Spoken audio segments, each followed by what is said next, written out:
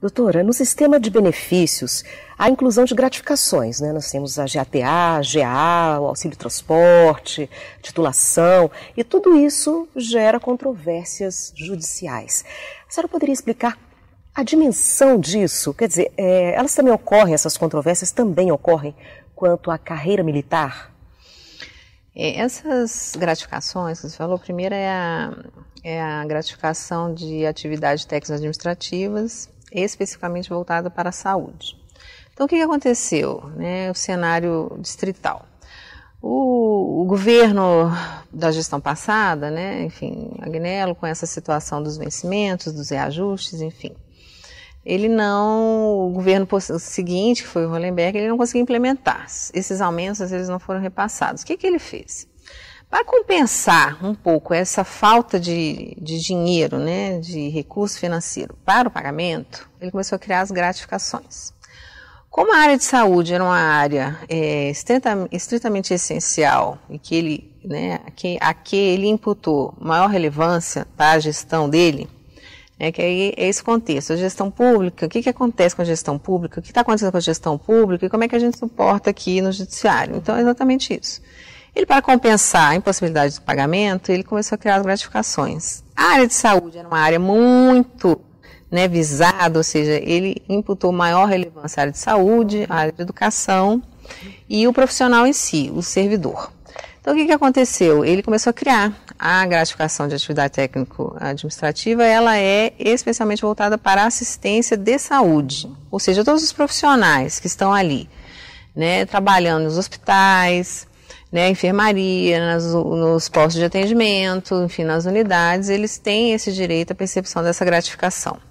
A questão é que isso também tomou um grande vulto, né, porque aí vem os contratos temporários, porque também já que não tinha dinheiro para fazer concurso, né, público, para gerir a pasta, ou seja, para que a área de saúde tivesse a repercussão que ele queria, né, como gestor, ele também não conseguiu implementar. Então começou a restringir, ou seja, o profissional que trabalhava nas unidades, nos postos, e que vinha, né, fazendo pedido administrativo para recebimento da GATA, falava, não, mas esse quadro aqui, olha, essa sua situação específica não está abrangida pela lei que deferiu, então, né, a gratificação. Então, aí o judiciário vinha lá, a parte, né, o servidor, para o judiciário e falava assim, mas eu estou ou não estou? Eu estou dentro desse quadro ou não estou dentro desse quadro? Né? E aí um caminho longo, porque a gente precisa entender a estrutura do serviço de saúde, né? Qual que é o desempenho dele, né? Há uma movimentação muito grande. O enfermeiro que é hoje, né, que está aqui no hospital de base, hoje não é mais hospital de base, é instituto, né? O instituto hospital de base, né? Então, assim, varia demais. Então, a gente fica um pouco premido de um convencimento forte acerca dessa possibilidade de recebimento, justamente porque precisa ser analisado caso a caso, né? E aí entra também a questão da gratificação por atividade de alfabetização, que essa foi, né, que a GAA, ela foi direcionada para a de educação, que também era uma das premissas, um dos pontos de destaque, né, da gestão anterior. Né, e veio também regularização fundiária, veio uma série de coisas, banindo, não vou permitir mais invasão, assim, uma série de coisas que nós, enfim, que acompanhamos aqui na capital federal, né, a evolução dos governos, pudemos verificar. Então, a educação era também uma outra situação que ele precisava prestigiar e foi criada também essa gratificação. Mas alfabetização, aí vem, né, alfabetização só serve para quem está lá no ensino infantil, né? Não é, mas olha, tem adulto que está lá no supletivo, tem outras áreas da educação que, enfim, também tem que ser abrangidas pela gratificação, né? Porque é o servidor buscando o quê? A sua melhoria pessoal, né? Mas que não era aceita também pelo gestor. Então, ficava aquela coisa, interpreta-se como que se interpreta assim a atribuição dessa gratificação? Para todo mundo que está, olha, se seu serviço for apenas alfabetizar, você tem direito a receber? Né? Então, ficava sempre essa questão. E aí, aqui a judiciária, a gente, com as ações, fala assim, meu Deus, né? Aí vem lá o Distrito Federal, em geral com as defesas padronizadas, né? Uma perícia nesse sentido é o quê? Né? Uma inspeção judicial, você vai lá para ver, você, né? O que você faz? Porque você fica assim, meu Deus do céu, como é que eu me convenço sobre, né, o direito ou não direito à gratificação? E aí começam as controvérsias, cada caso é um caso, a gente precisa ver com cuidado, né, porque fica realmente uma obrigação de pagamento para o Distrito Federal quando isso é reconhecido, e o pagamento, né, fica com a sentença, o servidor fica com a sentença na mão, como acontece com várias situações, também não recebe. Né, auxílio transporte é outra invocação bastante rotineira lá, porque a previsão é de assim, se você mora a tantos quilômetros do seu local de trabalho, então você tem direito ao auxílio transporte. Fato tantos quilômetros hoje, com a abrangência, assim como a gente fala, com a expansão, né, do nosso circuito aqui, do nosso entorno, aonde que é? Né? Eu mudei agora, porque são situações de, assim, que a gente tem que ter esse critério, porque é enquanto estiver naquele serviço e naquele local, porque o servidor ele também tem uma mutabilidade grande, né, de setor, né, já que a Secretaria de Saúde estipula as unidades em todas as regiões administrativas, já que há, né, uma descentralização dos serviços distritais, há uma movimentação muito grande também de servidor. Então a gente tem que estar atento a isso, porque às vezes você está concedendo um benefício, né, que seria transitório, você está colocando aquilo lá para que seja colocado na folha funcional, enfim, né, nos assentamentos cadastro, depois aquilo muda. E aí o governo também não tem esse controle e fica lá o servidor recebendo aquilo que ele não tem mais direito de receber. Né? Então, são as ações tanto do pedido do servidor quanto do Distrito Federal para restituir aquilo que foi pago indevidamente, provando que já não tem mais, né, a condição de receber, né, a condição peculiar profissional de recebimento. E uma questão também que eu acredito assim, de bastante relevância é a questão do aprimoramento profissional, né, que aí a gente entra na questão da titulação.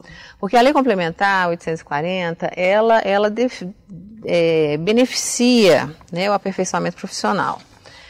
Isso eu acho uma gratificação muito importante, de uma relevância, assim, né? A gente hoje está diante de uma gestão pública que está dizendo, né, que prioriza o técnico, que prioriza, né, o profissional. Olha, nós somos um país que nós precisamos hoje do técnico.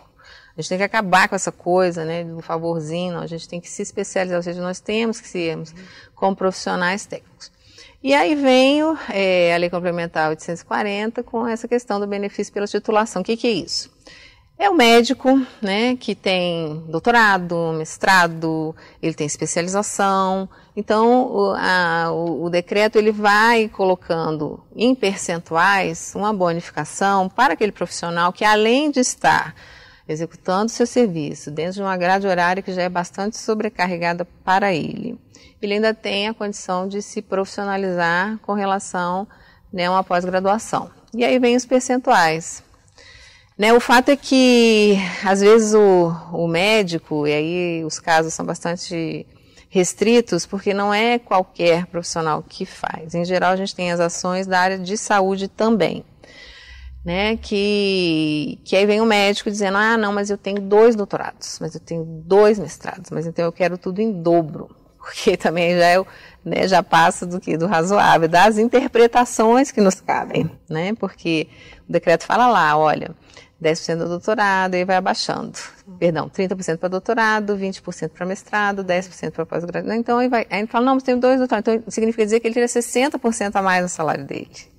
Né? Porque ele quer receber em dobro pelas 2 especializações que ele tem. E aí, a interpretação que se tem dado nesse particular é de que ele não faz jus.